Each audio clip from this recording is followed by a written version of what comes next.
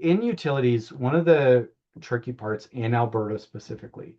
So all electricity and natural gas is sold to the province. The province then sells it to a retailer. And I want you to imagine for a second that you're a car salesman and you have 100 red sedans to sell. And every single one of your neighbors is also a car salesman, and they also have 100 red sedans to sell that are exactly the same. This is definition of a commoditized market. You're just going to go and get the cheapest red sedan you can find, and everybody's going to make next to nothing on it. Where we find that typically when you go and get three bids, there's less than a 5% variance in those prices because everybody's paying the exact same. And where that variance typically comes from is due to their market forecast. The where we really focus, and this is where we try to get people to break the way that they buy utilities, is utilities you need to buy at the right time.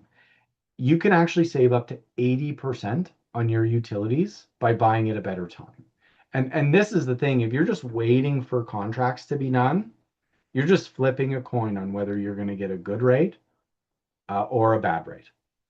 That's exactly how simple it is if you wait till your contract is done. And so really what we recommend is monitor. Like it's unfair because you don't have the information to monitor the market. You can get past data, but if you're looking and you basically have a price set in mind that is like, hey, this is kind of where we want to be, this is one of the trickier ones to do yourselves. So how we actually do this is we go to all of the producers and we get 5-year forecasts and we mash them all together and we look at that and we go, hey, here's the right times to buy. That's tricky because if you went to one of the producers and said, hey, give us your 5-year forecast, they would say, no, thanks. We're good. Have a nice day. And that's just basically, again, another utility customer service department. That's what you're running into. So,